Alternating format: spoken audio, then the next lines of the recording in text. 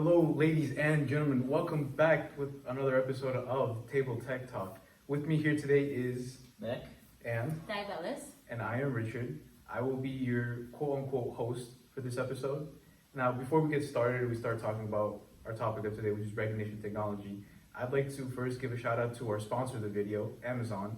Without Amazon, this video is not possible, who through their great beneficiaries is able to give us a discount code, which is 109amazon.com. there you go. So make sure to check out that in the link in the description. And while you're also at it, make sure to click the subscribe button and hit that bell notification so you get more of our great videos. On today's episode of Table Tech Talk, we're going to dive into recognition technologies. We're going to find out what it is, what it has for our future, the privacy, everything about it. Make sure to stay tuned in, grab your popcorn, your snacks, tell a friend to tell a friend, and make sure to watch the full episode. Nick is actually going to take us away with more about what is recognition technologies and just to dive right into it. Take it away, Nick. So you've heard of voice assistants, you've had your fingerprint recognized, you know you're being monitored, and you've seen how police states operate.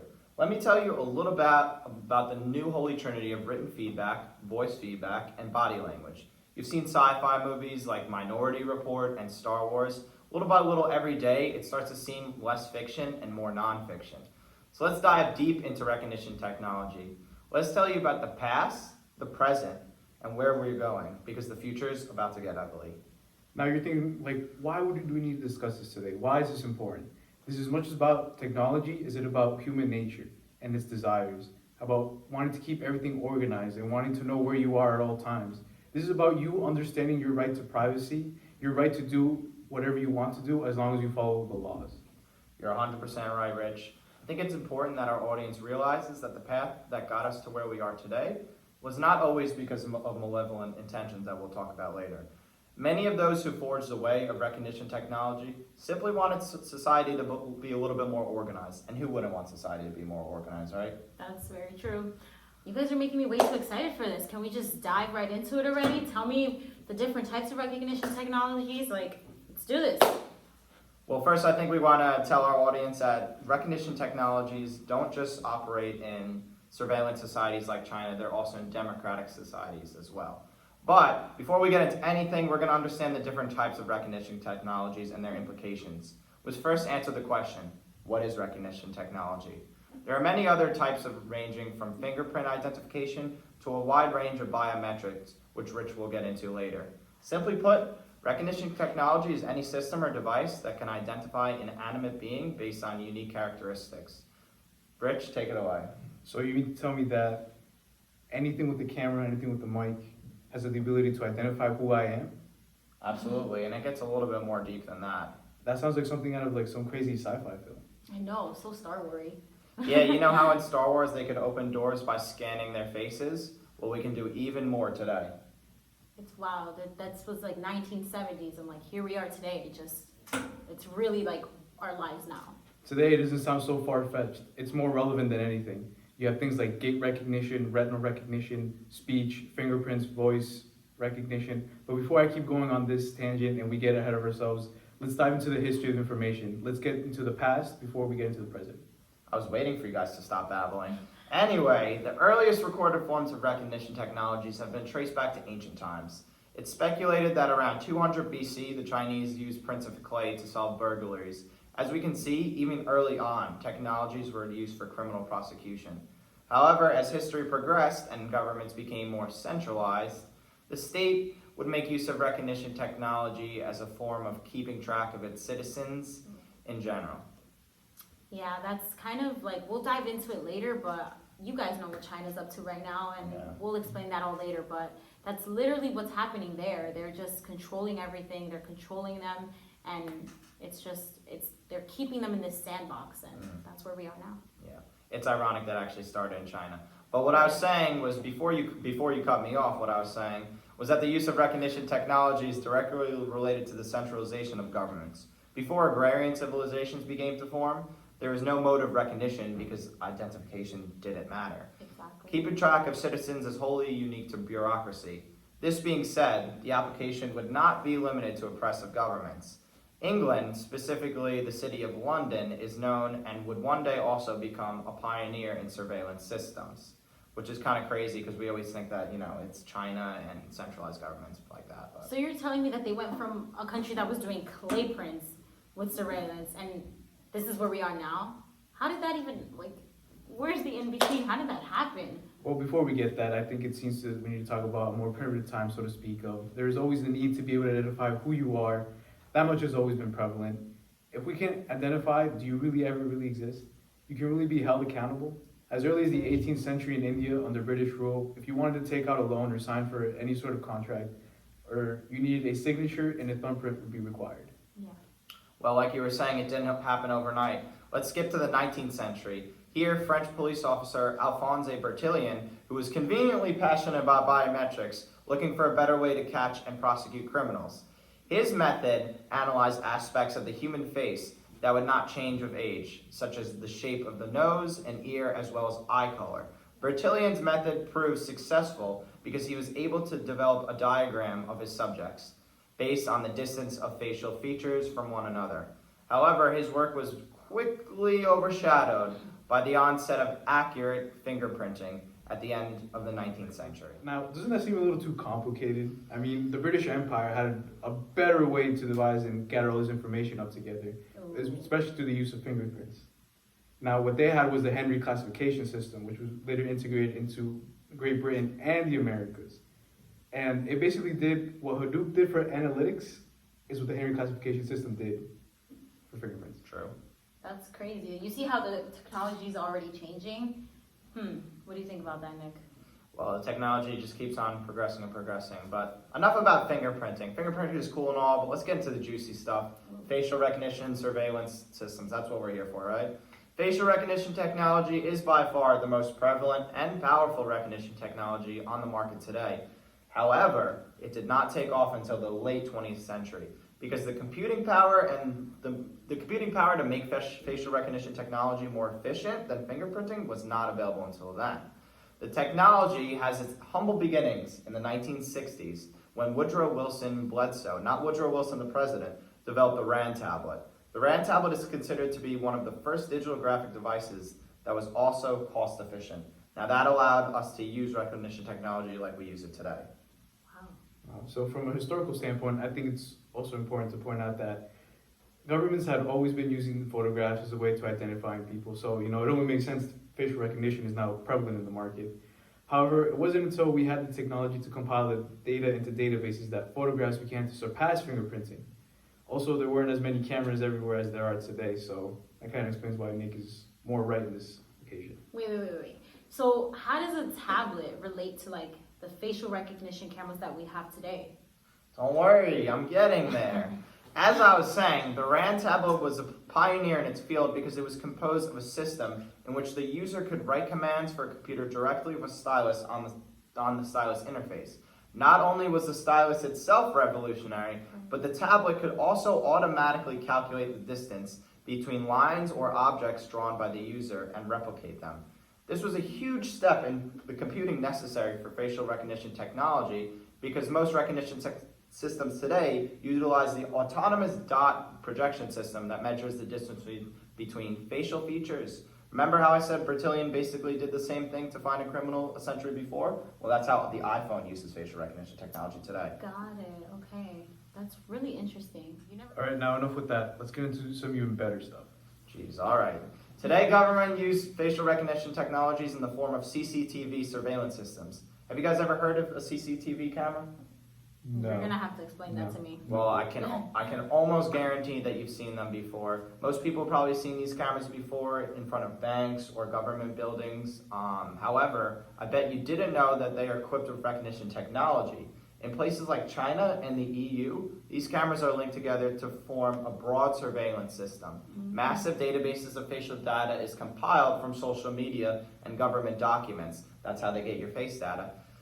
There's also get it from passports and driver's license. But anyway, the CCTV code is written to apply machine learning to match people on the street to information it gathered from face data. Machine learning, for those wondering at home, is a form of artificial intelligence whereby software can execute tasks without specific algorithms being written for those tasks. Basically, the software teaches itself, which is incredible today. So like a Terminator. Well, I guess you could say that. So it's like the Terminator, right? Yeah, I guess so. I mean, if you want to go more into it, I mean, machine learning. Do you remember that one project Google did, AlphaGo? Oh, I Remember forgot. Yeah, that was Yes. crazy. Yeah, Yes. I became the best Go player. Yeah. Right. Well, that kind of integrated machine learning, and the scary thing was that they didn't teach it to play Go. Exactly. It taught itself how to It's on play itself, Go. yeah. So it was kind of just like building upon scenario about what to do next, and you know that's kind of scary, isn't it? Yeah, it's like feeding on itself. You know, It's so weird. like going into the, like, how is that going to be integrated into facial recognition? Like, can you imagine the capabilities of that? Exactly.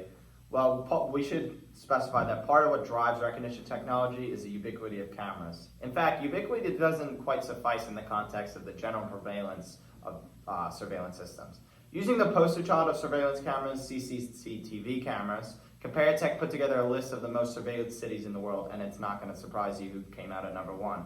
Comparing the quantity of CCTV cameras to population, the results were telling. 8 of the top 10 most surveyed cities in the world were located in none else than China. Likewise, the ratio of cameras to Chinese citizens is nearly 1 to 2. This should come as no surprise to anyone familiar with the nation's censorship policies, corrupt justice systems, and unscrupulous elections. As you guys know, well, the Chinese government is beyond corrupt. Their elections, electing a president, people can't even really elect their own president. They elect a delegate who goes and votes for the president. They don't even directly vote for the president. And it's just determined by like ruling of providence. It's not really a direct vote, which obviously is corrupt at that point. And as we've touched on before, it's not just totalitarian regimes that are heavily implementing surveillance. The City of London, which ranked number 6 on the list, expanded a keen eye on its citizens following the decades of escalated terrorism. IRA attacks has been an ongoing issue for British intelligence since the 1970s, but it wasn't until the late 1990s and the 2005 bombing that the English started to fully employ surveillance systems to deter terrorist attacks. I think it's so important for our audience to realize that the wide range uses of surveillance system is not limited to totalitarian countries. So what you're telling me is that it's not all bad. Like, there are some good uses to this technology. Like, you know, it's not just for a totalitarian government. You know, it Yeah. helps stop terrorists. You know, it could make neighborhoods safer. So then, That's true. why all the drama about it? Well, we're going to get into that, but anyway, I hope this gave everyone a basic understanding of recognition technology. However, we've just begun. Our audience has yet to discover how malicious recognition technology can be and the legal controversy behind it. Thank you so much for all of that information, Nick. And that's all we have for our part 1 of our Table Tech Talk today on recognition technologies. We'll catch you soon.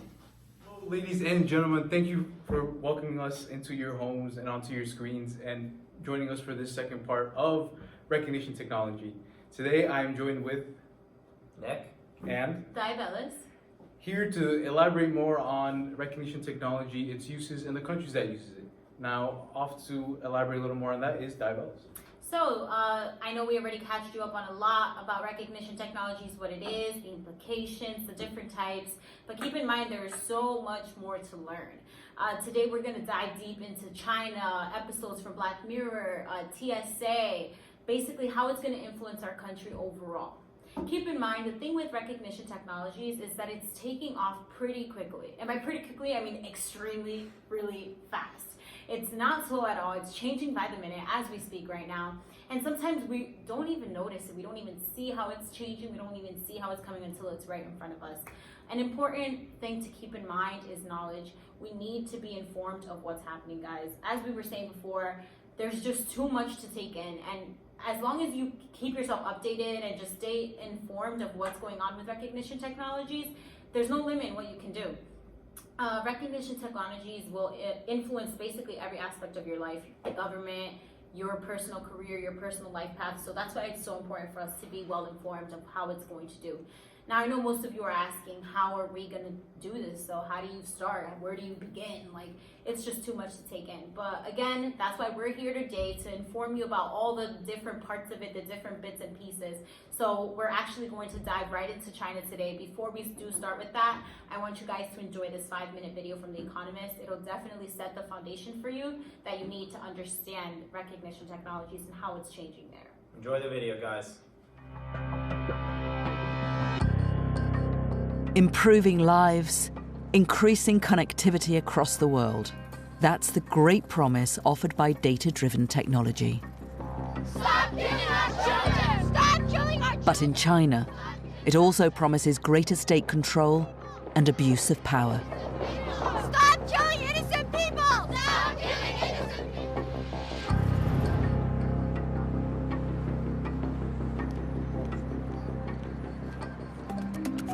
This is the next groundbreaking development in data-driven technology: facial recognition. And in China, you can already withdraw cash, check in at airports, and pay for goods using just your face. The country is the world's leader in the use of this emerging technology. And China's many artificial intelligence startups are determined to keep it that way in the future. Companies like Yitu,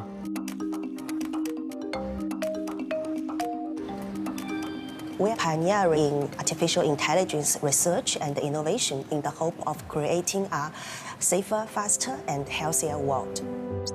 第一次发现，参加展会可以不必排队。 Yitu is creating the building blocks for a smart city of the future, where facial recognition is part of everyday life.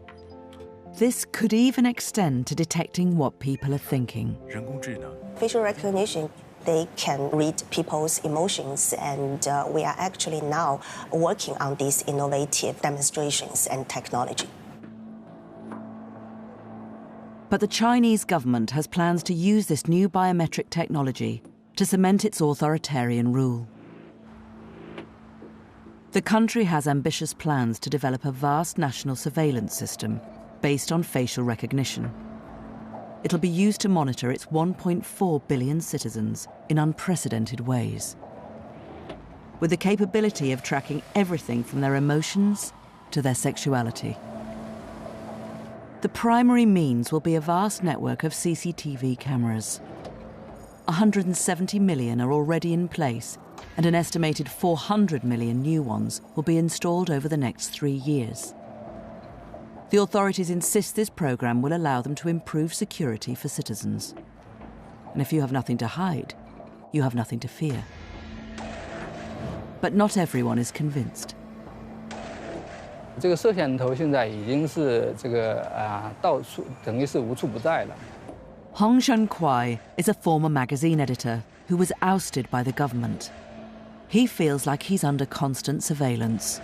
我最担心的是我个人的所有的行动行为，我都会被监控到，这是非常可怕的一个事情。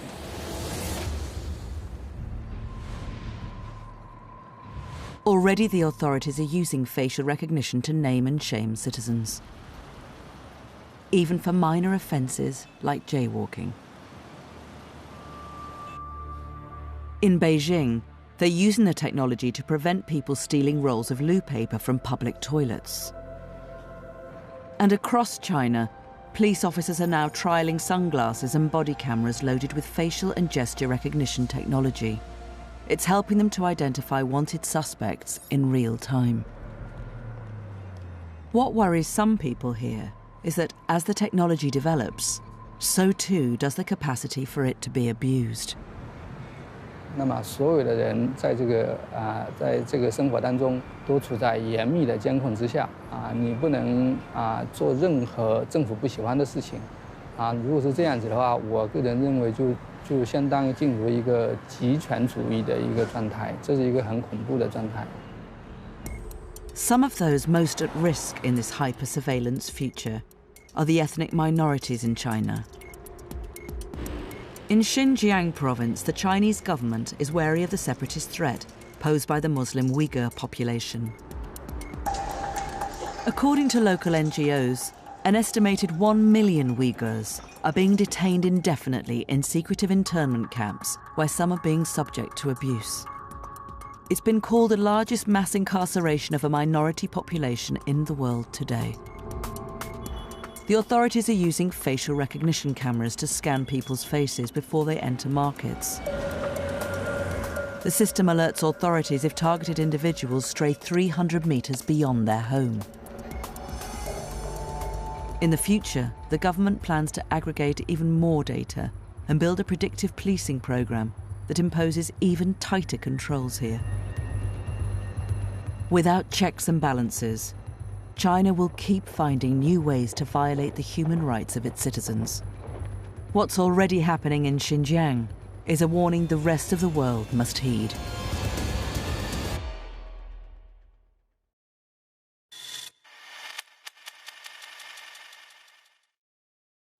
I hope you all enjoyed that video, and I hope it was very informative for you, for those of you at home that may not have even known what was going on in China. As a little background, in the year 2018, China actually had over 107 million cameras recording in the streets. Imagine where that is now. It's 2019 now. Where are we? They're doing so much more.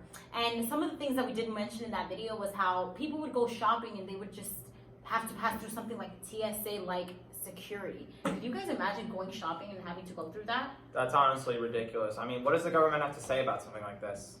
I mean, honestly, at that point, they're just trying to say that it's overprotection and trying to protect the community, but it's just escalated to a different level at this point. Protecting from what? I'm just trying to copy New Jordans. Like, what do I need protection from?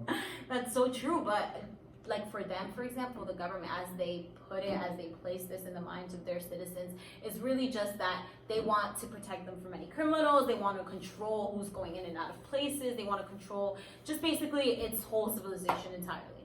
I mean, China epitomizes how surveillance directly leads to totalitarianism. By nature, supervision of an entire country would centralize the government because databases would have to be compiled from national information.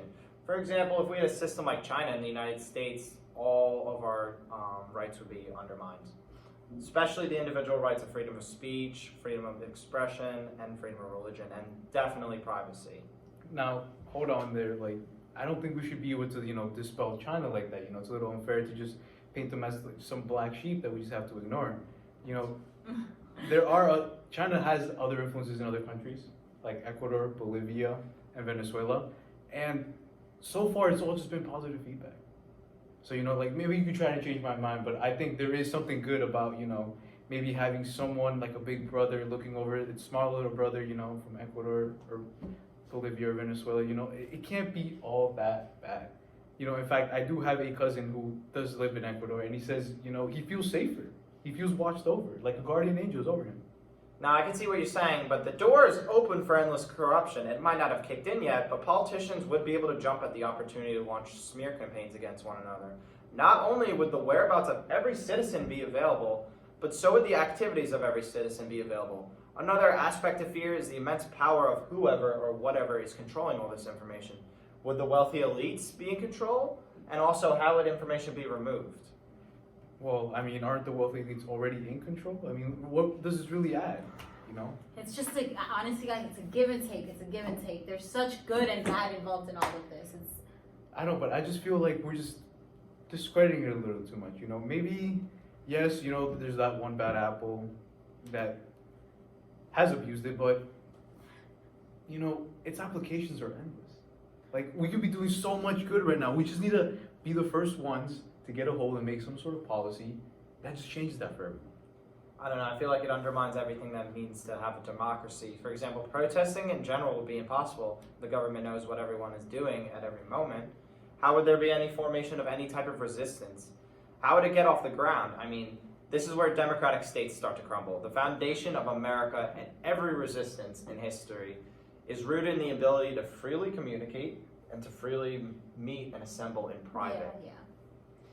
It's a lot, guys. It's a lot to take in, but as we were going to keep going and saying, there's just so much that goes into China, and there's surveillance everywhere, as you guys saw. There's surveillance in the schools, in the supermarkets, in the mall. And then I feel like the U.S. can just take this moment as observation, just to realize the pros and cons. We're not going to just bash China. We're just going to keep this in mind. We're just going to use this as a foundation of where we should be heading.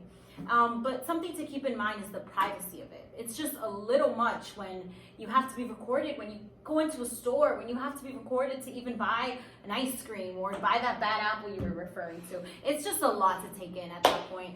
Are you ready for more? Oh yeah, we're ready. Okay, let's do it. So, for some of you who may have or may have not watched, there's a Black Mirror episode. It's a Black Mirror Netflix original series. It's called Nosedive. For those of you who may not have watched it, I suggest definitely going straight to Netflix and watching it right after this. Pause the video right now and go watch it. Yeah, that's true. actually. Pause the video so that you could kind of join in on conversation in the comments with us, all right? So in that episode, we have a character named Lacey. Lacey's in our background right here. In this picture, she has a 4.2 credit score, and that's out of 5. In this episode, we kind of have a social credit system. It's kind of like China, except on steroids. Because, you could see someone's social credit score just by looking at them. The screen pops up on your... It's insane. The episode is basically our world in a few years. It's insane. You guys need to look at this. Now, Lacey is completely focused on keeping this social credit score. She's focused on having a 5-star credit score because, again, this social credit score determines her career, her job, if she can get a house, if she can get a car, anything that she can do in her lives. Now, it's really important to remember that because Lacey basically does everything in her life surrounded by this social credit score. There's a great scene in the in the show that she actually is at the airport. And she has an argument with the TSA agent, and it's completely insane to watch, guys. You really have to see this. Now, she's having an argument with the TSA agent, but she doesn't want to act out of character or the way she would really want to act because her credit score. People can rate you as they see you walk by. So she has to maintain basically a good posture, a good attitude, even if she wants to flip out on the person in front of her. In the scene, she actually has an argument with the TSA agent because she couldn't get on the next flight out, or it was canceled, something like that was the situation. But the point is that the TSA agent and both her and Lacey are focusing on maintaining their posture. So you can just witness how different they act from what they normally would react to. Imagine getting mad at someone at the airport and having to be like, thank you so much. You mean like being passive aggressive and everything? Completely passive aggressive. Both Lacey and the TSA agent, as you can see, she's smiling in the worst way possible. She's looking at her like, I'm gonna kill you. So it's insane, and it's how they act based on this social credit score. What do you guys think about that? Well, I want to talk about the airport scene. So this is kind of where in the episode Lacey's life kind of spirals out of control. So basically she didn't get the flight she wanted, and then she acts nicely, can I get the flight, blah, blah, blah. And that's when she gets really mad and she starts cursing.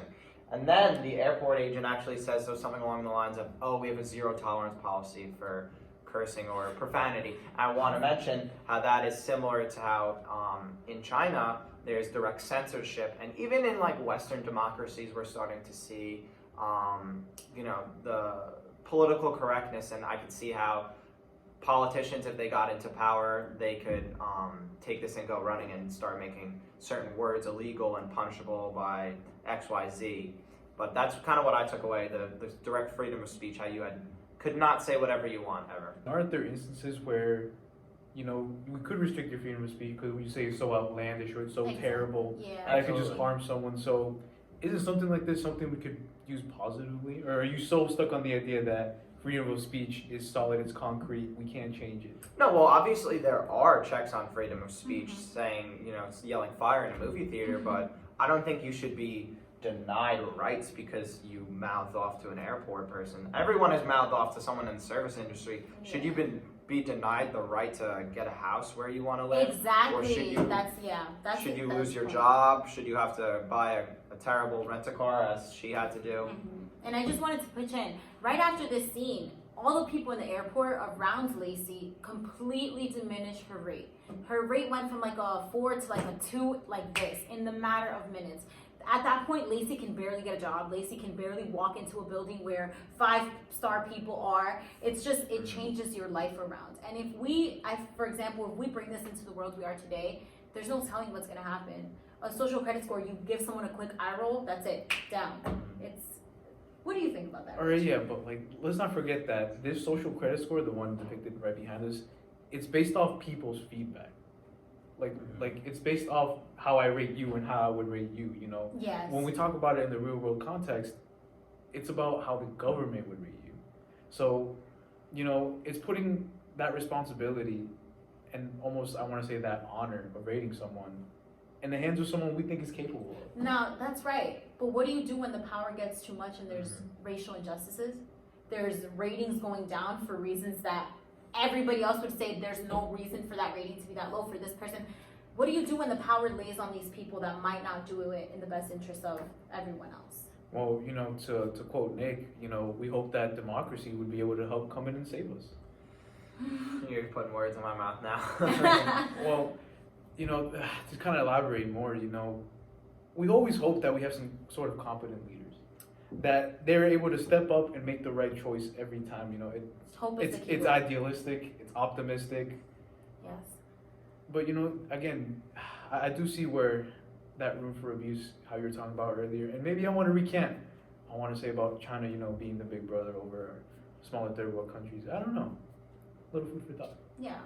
I mean, that's good to take in, but I kind of want to shift this thought of just the social credit system, but let's also think about how the social credit system and technologies in general will change the TSA approach in general. Have you guys been to an airport lately? How you barely have to do anything at the airport, like with another person? It's all a quick, here, scan my passport to the machine, here's my baggage, ticket, case it, done, out, and you're on the plane. Obviously, you haven't been to LaGuardia recently. No, that's besides the point. No, when you actually go to well-functioning airports, yes, that is definitely a trend I've been seeing. But. Yeah. Is that not the point though?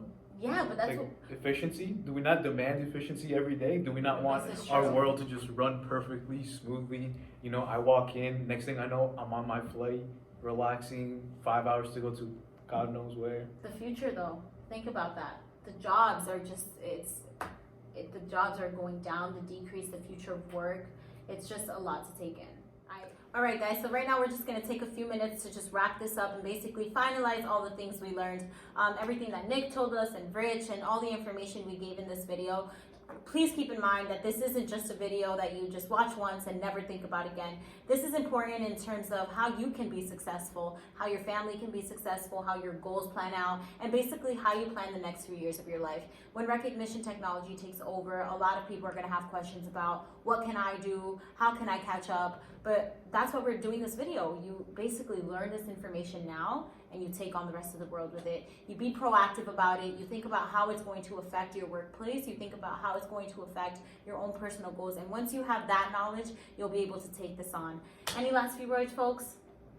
I don't have much more to say after what you just said, because that is what we should be doing. You guys at home should be taking all this information in, and honestly, do your research. You know, figure out what are the chances that recognition technology can pop up in my backyard. Is it going to pop up in my workplace? And you have to realize that you have to find a way to adapt to that. We have to adapt to a world that is to come. All right, so let's wrap this up in general. As you can see, recognition technology is not a joke. There's so much happening already and so much more to come. Remember to continue to read about this, stay up to date, and keep your information current.